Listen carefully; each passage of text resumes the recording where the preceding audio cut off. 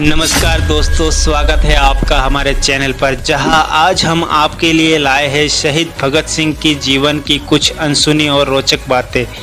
ये वीडियो आपको भगत सिंह की ज़िंदगी के उन पहलुओं से रूबरू कराएगा जिनके बारे में बहुत कम लोग ही जानते हैं। सो फ्रेंड्स, ज़्यादा देरी न करते हुए आगे बढ़ते हैं वीडियो की ओर।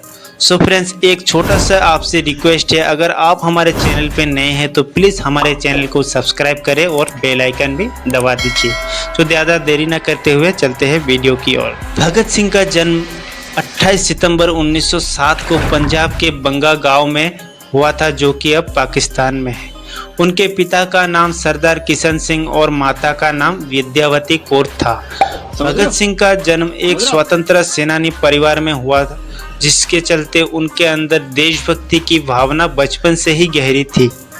उन्होंने प्रारंभिक शिक्षा लाहौर में पूरी की।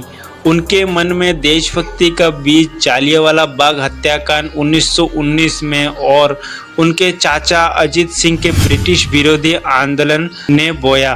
भगत सिंह लाहौर के नेशनल कॉलेज में पढ़ाई कर रहे थे, जहां उन्होंने स्वतंत्रता संग्राम में सक्रिय भाग लेना शुरू किया।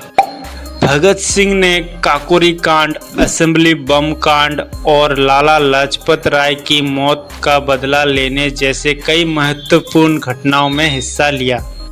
उन्होंने नौजवान भारत सभा और हिंदुस्तान सोशलिस्ट रिपब्लिक एसोसिएशन जैसे संगठनों का हिस्सा बनकर ब्रिटिश हुकूमत के खिलाफ लड़ाई लड़ी। भगत सिंह ने खुद को अंग्रेजी हुकूमत के खिलाफ संघर्ष में पूरी तरह से समर्पित कर दिया था।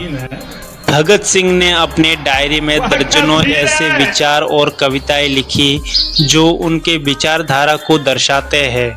उनके निजी जीवन के बारे में कम से कम ही लोग जानते हैं कि उन्होंने कभी शादी नहीं की, क्योंकि उनका मानना था कि उनका पहला और आखिरी प्रेम देश है। भगत सिंह ने जेल में रहते हुए कई किताबें पढ़ी और विचारधाराओं को समझा। उनकी सबसे बड़ी असफलता मानी जाती है कि उनके प्रयासों के बावजूद भारत को उनकी ज़िंदगी में आज़ादी नहीं मिल सकी, लेकिन उनकी सबसे बड़ी सफलता ये थी कि वो युवाओं के लिए एक प्रेरणा स्रोत बने और आज भी उनका नाम क्रांतिकारियों में सबसे आगे लिया जाता है। 23 मार्च 1931 को भगत सिंह, राजगुरु और सुखदेव को लाहौर जेल में फांसी दी गई। उन्होंने अपने आखिरी समय में भी इनकलाब जिंदाबाद के नारे लगाए थे। उन्होंने देश के लिए जो कुर्बानी दी वो हमारे लिए प्रेरणा का स्रोत है। भगत सिंह ने धीरे धीरे हिंसक राष्ट्रवाद से हटकर समाजवाद और मार्क्सवादी विचारधारा को अपनाया।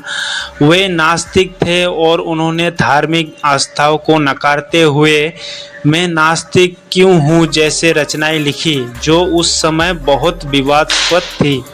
जेल में रहते हुए उन्होंने 116 दिनों की भूख हड़ताल की, जिससे भारतीय और ब्रिटिश कैदियों के बीच भेदभाव के खिलाफ आवाज़ उठाई गई।